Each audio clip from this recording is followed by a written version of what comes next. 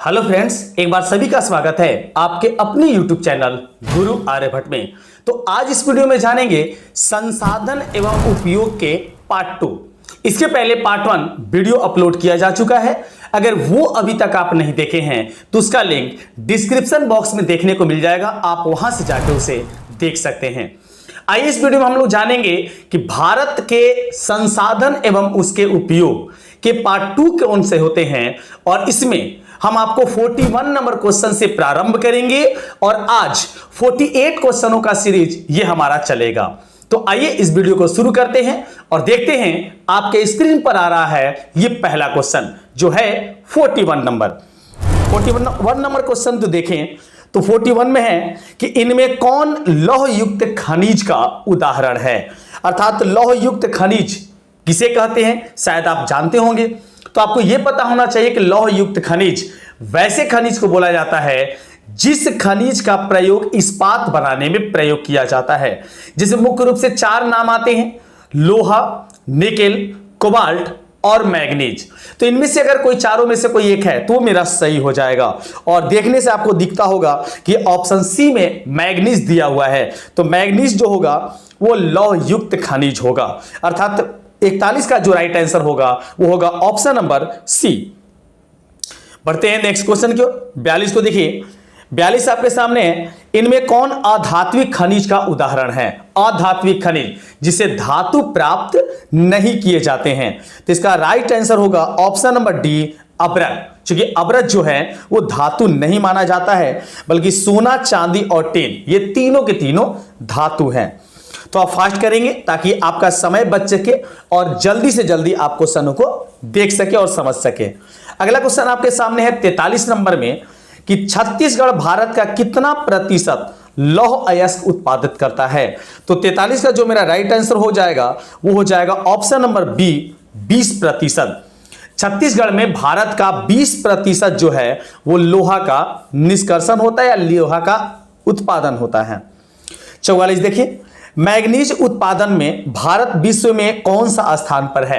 मतलब भारत में मैग्नीज जो है इसके उत्पादन में भारत का स्थान कौन सा है, जिसका राइट आंसर होगा ऑप्शन नंबर सी, तृतीय। भारत का तीसरा स्थान है मैग्नीज उत्पादन में। नेक्स्ट अगला क्वेश्चन देखें। अगला क्वेश्चन आपके सामने 45 नंबर था कि 1 टन इस्पात बनाने में कितने मैग्नीज का उपयोग होता है। मान लीजिए आपको 1 टन इस्पात बनाना है तो उसके लिए मैग्नीज का कितना आवश्यकता पड़ेगा आपको यह बताना था। तो इसका राइट आंसर होगा लगभग 10 kilogram. Option B right answer होगा। 46 जानिए। 46 है कि उड़ीसा किस खनिज का सबसे बड़ा उत्पादक है। मतलब उड़ीसा राज्य में किस खनिज का सबसे बड़ा भंडार है, ऐसा भी सवाल पूछा जा सकता है आपसे। तो इसका राइट आंसर होगा ऑप्शन नंबर बी, मैग्नीज। अभी भारत में सबसे ज्यादा मैग्नीज उड़ीसा से प्राप्त होता है। चलिए अगला क्वेश्चन देखिए। अगला क्वेश्चन 47 नंबर है कि एल्युमिनियम बनाने के लिए किस खनिज की आवश्यकता पड़ती है।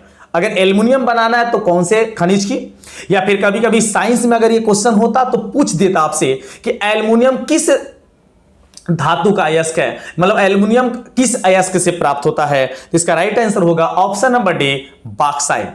बॉक्साइट से एल्युमिनियम धातु प्राप्त किया जाता है। चलिए नेक्स्ट, इसके बाद हम आगे बढ़ेंगे। 48 नंबर क्वेश्चन को देखेंगे। आपके सामने कि देश में तांबे का कुल कितना भंडार है।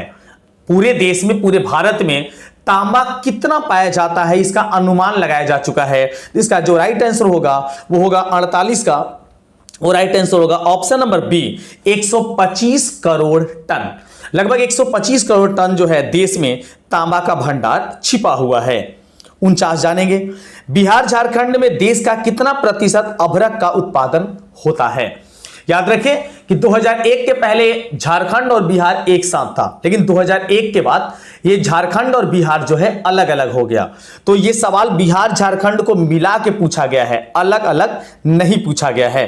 तो 49 जो है, इस 49 का जो मेरा राइट आंसर होगा वो राइट आंसर हो जाएगा, और वो देख लीजिए ऑप्शन हो जाएगा ऑप्शन नंबर सी, 80%। लगभग 80% बिहार और झारखंड मिलके और अभ्रक का उत्पादन करता है। बढ़ेंगे 50वें क्वेश्चन की ओर। 50वां क्वेश्चन देखिए, आपको बताना है कि सीमेंट उद्योग का सबसे प्रमुख कच्चा माल क्या होता है। तो सीमेंट में सबसे ज्यादा जो मिलाया जाता है वो मिलाया जाता है चूना पत्थर। ए जो होगा राइट आंसर होगा। बॉक्साइट, ग्रेनाइट और लोहा, इनका प्रयोग सीमेंट में नहीं किया जाता है। 51 देखिए, किस राज्य में खनिज तेल का विशाल भंडार है। खनिज तेल जिसको पेट्रोलियम के नाम से भी जाना जाता है, तो पेट्रोलियम का सबसे ज्यादा भंडार असम में है। और एक बात और बता दें कि 1973 ईस्वी में एक अरब सागर में खोजा गया है, जो बंबई के नजदीक सेंटर है। तो वहां पर एक पेट्रोलियम का बहुत बड़ा खदान खोला गया था, जिसका नाम था बंबई हाई। तो कभी कभी ये सवाल भी आपको मिल जाएगा कि बंबई हाई जो है वो किस लिए प्रसिद्ध है। तो ये प्रसिद्ध है पेट्रोलियम के खान के लिए। चलिए इसके बाद अगले क्वेश्चन को देखते हैं। 52 नंबर। 52 नंबर आपके सामने क्वेश्चन है, वो क्वेश्चन है कि भारत में किस राज्य पर पहला परमाणु ऊर्जा स्टेशन स्थापित किया गया था। तो याद रखिए कि भारत में परमाणु ऊर्जा का सबसे बड़ा संयंत्र जो है, जहां पर 540 मेगावाट का विद्युत उत्पादन किया जाता है, और ऐसे ऐसे 2 संयंत्र लगाए गए हैं, वो है तारापुर। तारापुर जो है ये मुंबई में पड़ता है। मुंबई के तारापुर में परमाणु ऊर्जा का सबसे बड़ा स्टेशन है, जो भारत का सबसे बड़ा और एशिया का भी सबसे बड़ा स्टेशन माना जाता है। जबकि उसके बाद राजस्थान का जो कलपक्कम है, इस कलपक्कम में भी एक बड़ा परमाणु ऊर्जा संयंत्र है, लेकिन सबसे बड़ा ऊर्जा संयंत्र जो है वो तारापुर में है। 53 को जानिए। 53 आपके सामने क्वेश्चन है, और वो क्वेश्चन आपके सामने है, आपको बताना यह है कि कौन सा ऊर्जा का स्रोत अनवीकरणीय है। तो अनवीकरणीय के बारे में सब लोग जानते होंगे, जिसकी पूर्ति प्राकृतिक रूप से पुनः लगभग न की जा सके, वैसे स्रोत को हम अनवीकरणीय कहते हैं। और जिसकी पूर्ति प्राकृतिक रूप से की जा सकती है, उसको हम लोग नवीकरणीय कहते हैं। तो यहां पर जल जो होगा नवीकरणीय होगा, सौर ऊर्जा नवीकरणीय होगा, पवन ऊर्जा जो होगा वो नवीकरणीय ही होगा। तो इसका राइट आंसर होगा ऑप्शन नंबर सी, कोयला। कोयला जो है इसकी पूर्ति करने में लगभग करोड़ों वर्ष लग जाते हैं। नेक्स्ट, प्राथमिक ऊर्जा का उदाहरण नहीं है। इसमें बताना है कि कौन सा प्राथमिक ऊर्जा नहीं है। तो प्राथमिक ऊर्जा वैसे ऊर्जा के स्रोत को बोलते हैं जो जैसे परंपरागत स्रोत, जो हमारी परंपरा के अनुसार चलते आ रहे हैं, जिसमें कोयला, पेट्रोलियम, प्राकृतिक गैस ऐसे कुछ नाम आते हैं। तो इसमें प्राथमिक ऊर्जा का उदाहरण नहीं है। तो इसका राइट आंसर होगा ऑप्शन नंबर बी, विद्युत। क्योंकि कोयला, पेट्रोलियम और प्राकृतिक गैस ये तीनों के तीनों प्राथमिक ऊर्जा नहीं है, ये द्वितीयक ऊर्जा माने जाते हैं। सॉरी, प्राथमिक ऊर्जा तीनों है, विद्युत प्राथमिक ऊर्जा नहीं होता है। चलिए देखते हैं 55। ऊर्जा का गैर परंपरागत स्रोत कौन सा है। तो अभी जैसे जाने कि गैर परंपरागत स्रोत में 3 नाम निकाल दीजिए, पेट्रोलियम, कोयला और प्राकृतिक गैस, और इसके बाद जो बचता है वो गैर परंपरागत होगा। तो इसका जो गैर परंपरागत स्रोत होगा वो हो जाएगा ऑप्शन नंबर डी, सौर ऊर्जा। क्योंकि ये तो प्राथमिक और द्वितीयक विद्युत ऊर्जा है ही नहीं स्रोत, तो गैर परंपरागत में हो जाएगा डी ऑप्शन, सौर ऊर्जा। इसमें गैर परंपरागत में कई सारे स्रोत आते हैं। सौर ऊर्जा हो सकता है, भूतापीय ऊर्जा हो सकता है, इसके बाद आप ज्वारीय ऊर्जा का नाम ले सकते हैं, पवन ऊर्जा का नाम ले सकते हैं। ये सब जो ऊर्जाएं हैं वे गैर परंपरागत स्रोत के नाम से जाने जाते हैं। 56 जानिए। गोंडवाना समूह के कोयले का निर्माण हुआ था। आपको बताना कि गोंडवाना समूह में जो कोयला मिलता है, उस कोयले का निर्माण कब हुआ था या कितने वर्ष पहले हुआ था। इसका राइट आंसर होगा 20 करोड़ वर्ष पूर्व। क्योंकि करोड़ों वर्ष लग जाते हैं कोयला बनने में, इसलिए इसमें जो राइट आंसर होगा वो होगा ऑप्शन नंबर ए, 20 करोड़ वर्ष। 57 जानिए। 57 हमारे सामने है कि भारत में कोयले का सर्व प्रमुख उत्पादक राज्य कौन सा है, अर्थात सबसे अधिक कोयला जो होता है वो किस राज्य में होता है। तो इसका राइट आंसर होगा option number B, Jharkhand. Jharkhand में झरिया एक जगह पड़ता है, झरिया में सबसे ज्यादा कोयले का उत्पादन किया जाता है। चलिए अगला देखते हैं। अगला क्वेश्चन आपके सामने 58 नंबर में है, वो है कि सर्वोत्तम कोयले का प्रकार कौन सा होता है। तो शायद आप जानते भी होंगे कि कोयले के 4 प्रकार होते हैं, पीट, लिग्नाइट, बिटुमिनस और एंथ्रासाइट। जिसमें पीट जो होता है सबसे निम्न किस्म का कोयला होता है, जिसमें 35 से 40% कार्बन मिलते हैं। जबकि सबसे अच्छे क्वालिटी का जो कोयला होता है वो होता है एंथ्रासाइट। ऑप्शन ए जो होगा बिल्कुल राइट आंसर होगा, जिसमें 80 से लेकर 90% तक कार्बन की मात्रा मौजूद होती है। चलिए 59 जानिए। 59 आपका है कि मुंबई हाई क्यों प्रसिद्ध है। तो अगर आप वीडियो को देख रहे हैं तो पहले समझ में आ गया होगा कि मुंबई हाई आखिर प्रसिद्ध क्यों है, क्योंकि इसके पहले इस पॉइंट का डिस्कस कर चुके हैं। मुंबई हाई जो है ये बनाया गया था, ये जो बना है ये बना है 1973 ईस्वी में। 1973 ईस्वी में मुंबई हाई के बगल में एक अरब सागर जगह पड़ता है। अरब सागर में एक पेट्रोलियम के तेल का कुआं प्राप्त किया गया है, अर्थात उसका राइट आंसर होगा ऑप्शन नंबर बी, तेल शोधक कारखाना हेतु। चलिए बढ़ते हैं 60 नंबर की। 60वां क्वेश्चन है कि भारत का प्रथम तेल शोधक कारखाना कहां स्थित है।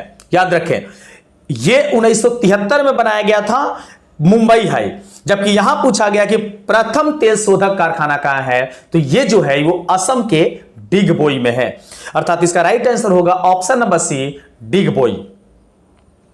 चलिए 61 को जानिए। 61 हमारे सामने है कि प्राकृतिक गैस किस खनिज के साथ पाया जाता है। तो प्राकृतिक गैस जो होता है वो समुद्र के नीचे पेट्रोलियम से प्राप्त होता है, अर्थात पेट्रोलियम इसका राइट आंसर होगा, वो होगा ऑप्शन नंबर बी में दिया हुआ है। चलिए अगला क्वेश्चन है भाखड़ा नागल परियोजना किस नदी पर अवस्थित है। तो ये तो शायद हमें सबको पता होगा कि 62 का जो मेरा राइट आंसर होगा वो हो जाएगा ऑप्शन नंबर सी, सतलज नदी पर। भाखड़ा नागल परियोजना जो है ऐसे पंजाब में है और पंजाब में सतलज नदी बहती है, उसी पर भाखड़ा नागल परियोजना है, जो भारत का सबसे ऊंचा परियोजना है। यह भी याद रखने वाली पॉइंट है। 63 देखिए, दक्षिण भारत की सबसे बड़ी नदी घाटी परियोजना कौन सी है। तो दक्षिण भारत की सबसे बड़ी नदी परियोजना जो है वो है हीराकुंड। हीराकुंड जो है सबसे बड़ी नदी परियोजना है, जिसकी लंबाई लगभग 7 किलोमीटर के आसपास है इस नदी परियोजना की। और भाखड़ा नागल जो परियोजना है ये 226 मीटर ऊंचा है, जो भारत का सबसे ऊंचा बांध या परियोजना है। चलिए 64 देखिए। 64 है ताप विद्युत केंद्र का उदाहरण है, अर्थात ताप विद्युत केंद्र का उदाहरण माना गया है किसे। तो 64 का जो मेरा राइट आंसर होगा वो होगा ऑप्शन नंबर बी, बरौनी को। बरौनी जो है उसमें ताप विद्युत ऊर्जा मतलब भूतापीय ऊर्जा से यहां पर ऊर्जा प्राप्त की जाती है, इसलिए बरौनी इसका राइट आंसर होगा। चलिए 65 देखिए। 65 हमारे सामने है यूरेनियम का प्रमुख उत्पादक स्थल कौन सा है। मतलब यूरेनियम जो होता है वो सबसे ज्यादा कहां पाया जाता है।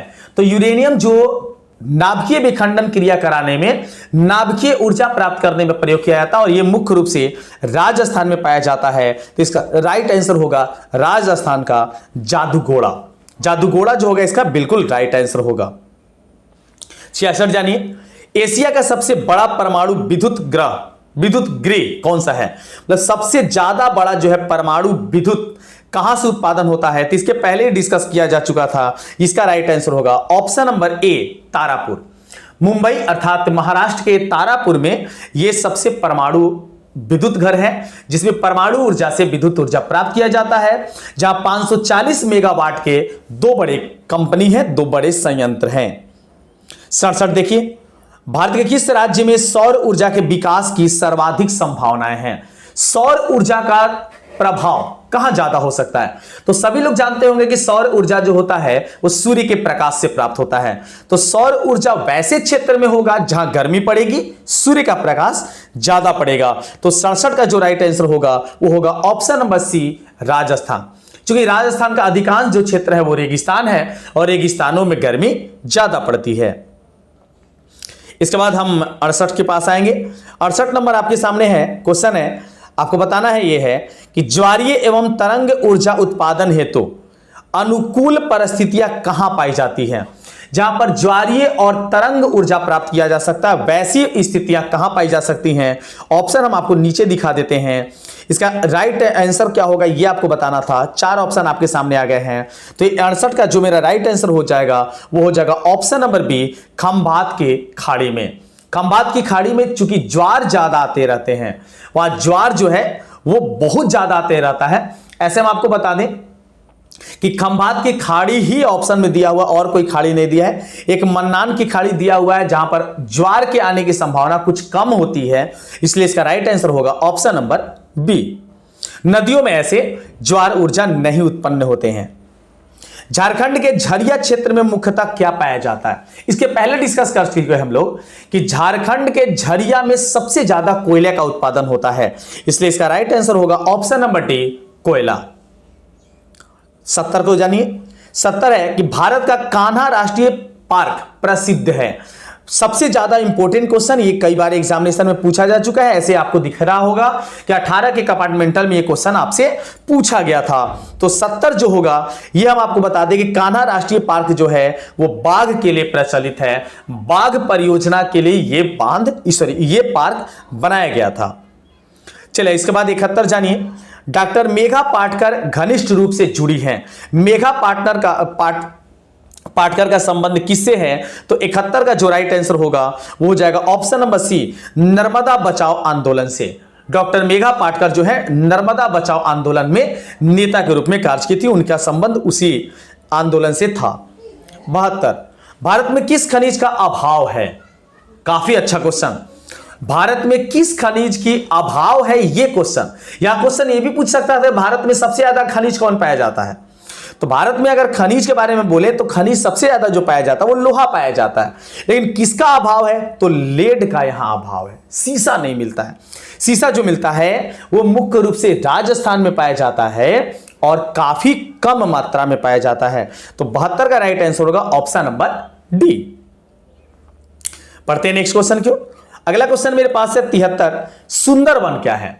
सुंदरवन आपको पता होगा कि सुंदरवन क्या है, मतलब आपको कहां है ये बताना है। तो सुंदरवन एक डेल्टा के नाम से भी जाना जाता है जो गंगा के मैदान में पाया जाता है और ये गंगा पश्चिम बंगाल से बहती है। इसका राइट आंसर होगा ऑप्शन नंबर बी। 74 जाने। किसने कहा संसाधन होते नहीं बनते हैं? या फिर इस वाक्यांश को ऐसे भी देता है, संसाधन होते नहीं बल्कि बनाए जाते हैं। तो यह कथन जो है एक भूगोल शास्त्री का है जिसका नाम था जिमरमैन, अर्थात इसका राइट आंसर होगा वो हो जाएगा option number A, Zimmerman. Next 75 को जानिए। पीतल बनाया जाता है। अब तो ये काफी आसान क्वेश्चन आ गया।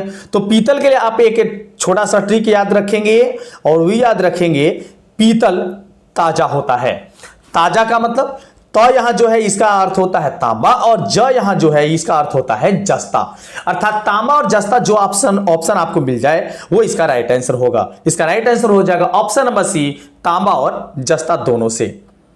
चलिए बढ़ते हैं अगले क्वेश्चन की। 76 नंबर जानिए। सर्वाधिक वर्षा होती है, काफी अच्छा क्वेश्चन। सबसे ज्यादा वर्षा भारत के किस क्षेत्र में होता है आपको यह बताना है। याद रखें कुछ समय पहले अर्थात कुछ वर्षों पहले यह सही होता था चेरापूंजी में, लेकिन चेरापूंजी जो है वहां वर्षा की स्थिति कुछ कम हो गई है। तो इसका राइट जो आंसर होगा वो होगा ऑप्शन नंबर डी, मानिसराम। ऐसे गलत ऑप्शन दिया गया है, मानव सीन राम दिया हुआ है, लेकिन इसका नाम है मानिसराम। मानिसराम जगह में सर्वाधिक वर्षा होती है। 77 हीराकुंड जो परियोजना है या हीराकुंड जो बांध है वो कहां है, वो कहां पर स्थित है आपको ये बताना है। तो 77 का जो राइट आंसर होगा वो होगा हीराकुंड जो बांध है वो उड़ीसा में स्थित है, जो भारत का और एशिया का सबसे लंबा बांध भी है। चलिए अगला क्वेश्चन देखिए। अगला क्वेश्चन आपके सामने 78 नंबर है। आपको बताना है कि द्वितीय पृथ्वी सम्मेलन जो है ये कहां हुआ था। द्वितीय पृथ्वी सम्मेलन, प्रथम सम्मेलन, द्वितीय सम्मेलन और तृतीय सम्मेलन, 3 सम्मेलन मुख्य रूप से पृथ्वी के सम्मेलन हुए हैं। तो 78 का राइट आंसर होगा, चूंकि या न्यूयॉर्क, पेरिस, मॉस्को, ये 4 ऑप्शन दिए गए हैं, सॉरी 3 ऑप्शन दिए गए हैं और तीनों के तीनों गलत हैं। काफी रोमांचक क्वेश्चन मिला हमें यहां। द्वितीय पृथ्वी सम्मेलन जो है इसका राइट आंसर होगा ऑप्शन नंबर डी, इनमें से कोई नहीं। तीनों के तीनों ऑप्शन जो है यहां गलत हैं। चलिए इसके बाद कुछ क्वेश्चन बचे आपके, जल्दी जल्दी उसको भी देख लेते हैं। तारापुर परमाणु ऊर्जा केंद्र कहां स्थित है? कई बार बात हो चुका। तारापुर जो ऊर्जा केंद्र है यह है महाराष्ट्र के मुंबई में, अर्थात इसका राइट आंसर होगा ऑप्शन नंबर डी, महाराष्ट्र। इसके बाद 80 जानिए। निम्नलिखित में कौन केंद्र शासित प्रदेश है? केंद्र शासित प्रदेश ये तो सबको पता होगा।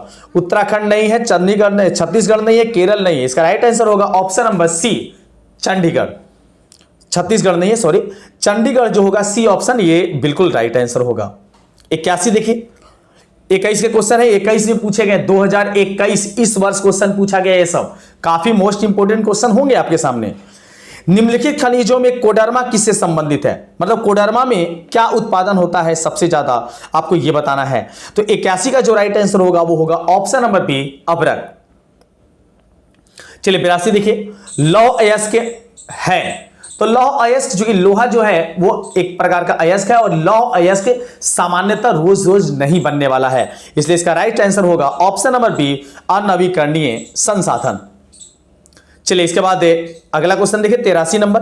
आपको बताना यह है कि एशिया का पहला निर्यात संवर्धन क्षेत्र कहां स्थापित किया गया है, तो यह किया गया है ऑप्शन नंबर ए, भारत में। भारत में सबसे पहला निर्यात संवर्धन का क्षेत्र डाला गया है, अर्थात यहां से खनिजों को निर्यात करने का काम पूरा किया जाता है। 84, प्राकृतिक गैस पाई जाती है, अभी थोड़ा देर पहले जाने कि प्राकृतिक गैस जो है तो है पेट्रोलियम के साथ पाया जाता है, इसका राइट आंसर होगा ऑप्शन नंबर सी, खनिज तेल के साथ, क्योंकि पेट्रोलियम को ही खनिज तेल कहते हैं। 85 देखिए, गोविंद सागर कृत्रिम जलाशय संबंधित है, तो गोविंद सागर जो कृत्रिम जलाशय है यह भाखड़ा नागल परियोजना को कहा जाता है, और भाखड़ा नागल परियोजना का नाम 10वें गुरु अर्थात सिखों के 10वें गुरु गुरु गोविंद सिंह के नाम पर दिया गया है, जिसका नाम था गोविंद सागर कृत्रिम जलाशय। तो ये भाखड़ा नागल बांध से परियोजना से है, अर्थात ऑप्शन सी जो होगा इसका बिल्कुल राइट आंसर होगा। 86 देखिए, सबसे घटिया कोयला कौन सा है, तो कोयला के अभी अभी 4 प्रकार जाने थे हम लोग, पीट, लिग्नाइट, बिटुमिनस और एंथ्रासाइट। सबसे निम्न किस्म का जो कोयला है वो पीट है, और सबसे उच्च किस्म का जो कोयला है वो है एंथ्रासाइट। इसका राइट आंसर होगा ऑप्शन नंबर डी, पीट, क्योंकि सबसे घटिया कोयला पूछा है आपसे। 87, आयुर्वेद का जनक किसे कहा जाता है, भारत में आयुर्वेद के जनक कहा जाता है जनक को, चरक को, तो ऑप्शन बी जो होगा इसका राइट आंसर होगा चरक। चरक जो थे वो आयुर्वेद के जनक माने जाते हैं भारतीय रूप से। इसके बाद आइए देखते हैं आज का अंतिम क्वेश्चन, और हम आपसे एक रिक्वेस्ट ये करेंगे कि अगर मेरे चैनल पर आप नए हैं तो प्लीज चैनल को सब्सक्राइब कर लें और वीडियो को लाइक जरूर करें। देखते हैं आज का अंतिम क्वेश्चन है कि भारत में सबसे लंबा बांध कौन सा है। कई बार क्वेश्चन पूछा जा चुका, ये लंबा बांध है हीराकुंड। भाखड़ा नागल परियोजना भी दिया हुआ है, लेकिन ये गलत है, याद रखेंगे। बी जो ही गया इसका बिल्कुल राइट आंसर होगा हीराकुंड बांध। तो इस वीडियो में इतना ही, नेक्स्ट वीडियो में कुछ और नए टॉपिक के साथ पुनः हम आपके सामने उपस्थित होते हैं। तब तक सभी को वंदे मातरम।